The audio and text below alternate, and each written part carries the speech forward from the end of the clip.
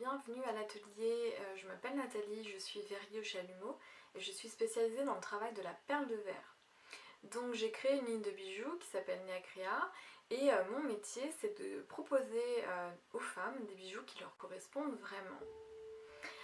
Mais aujourd'hui je ne vais pas vous parler de ma ligne de bijoux, je vais vous parler d'un collier que je vais restaurer. Au travers de cette restauration de collier, eh bien, j'ai eu envie d'aborder des sujets qui me tiennent à cœur, qui posent problème dans la société actuellement. Donc ce sont le gaspillage des ressources, la surproduction, la surconsommation, et donc en fait tous les déchets que ça peut produire. La majorité des choses qu'on peut trouver dans le commerce aujourd'hui, donc pour le commerce pour vraiment le grand public, sont des objets qui sont destinés à être utilisés puis jetés. Autrefois, en fait, on avait plutôt l'habitude d'investir et de dépenser notre argent et de l'investir dans des objets vraiment de qualité qui allaient durer, qui allaient peut-être se transmettre. En tout cas, s'il y avait un problème avec ces objets, on pouvait les réparer en retrouvant une pièce. Maintenant, si vous regardez cette vidéo, c'est que vous êtes certainement déjà sensible un petit peu à cette vision du monde qui nous entoure. Vous avez été certainement peut-être interpellé par le titre, donc réparer plutôt que jeter. Et donc vous avez déjà entendu parler du mouvement zéro déchet, vous êtes peut-être déjà sensibilisé à la slow fashion industry. Peut-être que vous avez l'habitude d'utiliser déjà des vêtements de seconde main, des objets de seconde main que vous avez chinés dans des brocantes ou achetés en friperie. Donc pourquoi je vous parle de tout ça, des déchets, de la surproduction et que en même temps je vous parle de la restauration d'un collier que je vais faire, c'est parce que aujourd'hui je peux pas m'empêcher de me poser des questions sur ce que je veux vraiment faire avec mon savoir-faire, comment je vais impacter le monde qui m'entoure, la société, les gens, l'environnement, et qu'est-ce que je peux faire au mieux pour avoir le meilleur impact qui soit.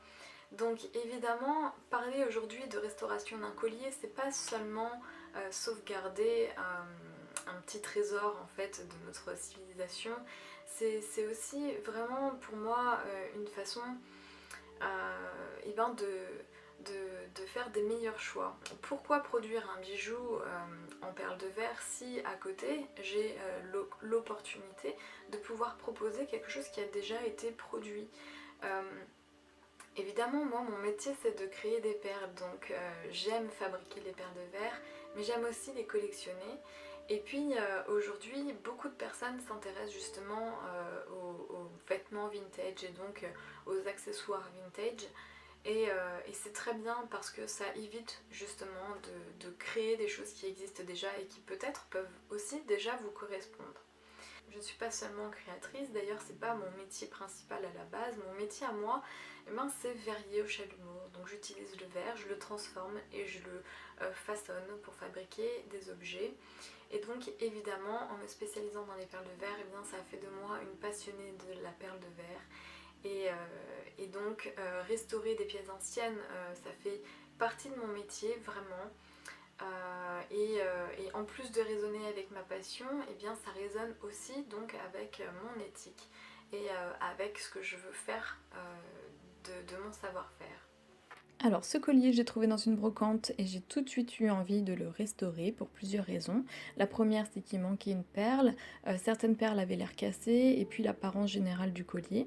Et puis ensuite, j'ai eu vraiment la sensation que c'était un collier vintage pour plusieurs raisons. La forme des perles, le motif décoratif, la perforation des perles et la couleur. Donc tout indiquait que c'était quelque chose qui avait pu être fabriqué dans les années 60-70 et je savais que dans mon stock de verre j'allais avoir les bonnes couleurs, donc un bleu opalin, ni transparent ni opaque, et un bleu plus lumineux, opaque cette fois-ci, pour effectuer en fait ce décor marbré typique de cette époque. Avant de me lancer dans la production des perles de verre, eh bien, je vais vérifier que j'ai tout ce qu'il faut pour pouvoir reconstituer le collier après. Donc ici, un cordon en coton. J'ai vraiment envie de respecter et de reproduire le collier à l'identique avec les matériaux de base. Et puis ensuite, eh bien, je procède au démontage du collier. Je note bien avec une perle colorée en fait les perles que je dois les perles que je dois remplacer. Et comme vous pouvez le voir, le cordon était vraiment très sale, et puis les perles de verre le sont aussi. On oublie très souvent de nettoyer ces bijoux en verre, mais en fait c'est vraiment quelque chose qu'on doit faire régulièrement. Donc ensuite je passe à la phase de production des perles de verre. Donc c'était assez intéressant pour moi de me replonger dans la peau d'une ouvrière de l'époque, parce que ce qu'il faut savoir, c'est qu'à cette époque-là, les ouvrières avaient très peu de temps pour fabriquer des perles de verre. On m'a dit qu'elles avaient environ 30 secondes pour réaliser certains modèles de perles, donc vraiment très peu de temps. Donc il fallait vraiment des motifs décoratifs rapides à réaliser, efficaces.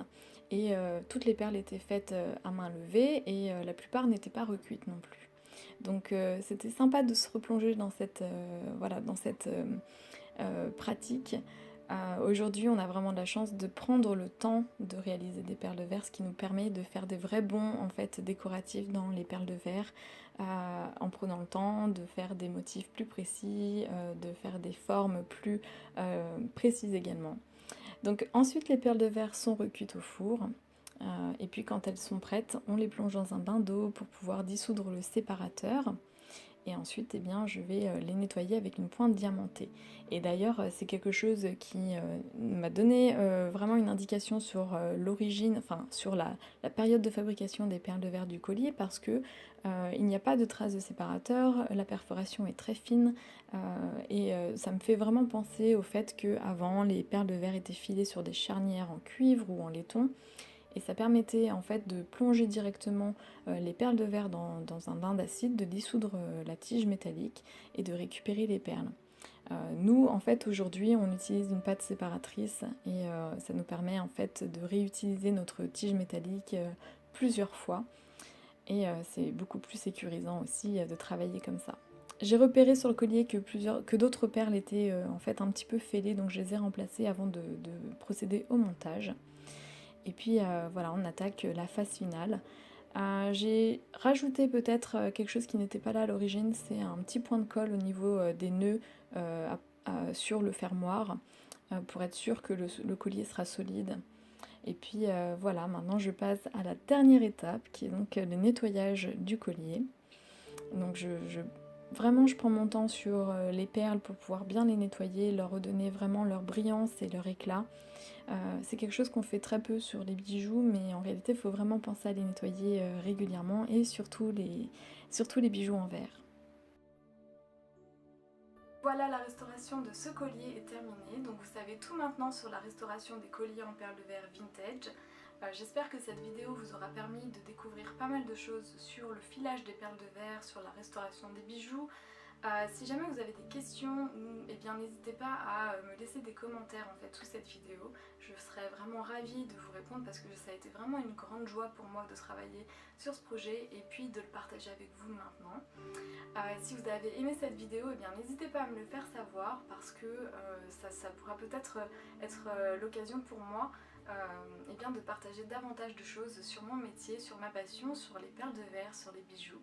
Et puis peut-être plein d'autres choses. Voilà, donc rendez-vous sur la boutique en ligne neacrea.com. Vous trouverez aussi le lien dans la barre d'infos. Et puis je vous dis à très bientôt sur le blog, sur Facebook, sur Instagram, ou bien peut-être ici. Voilà, merci à tous.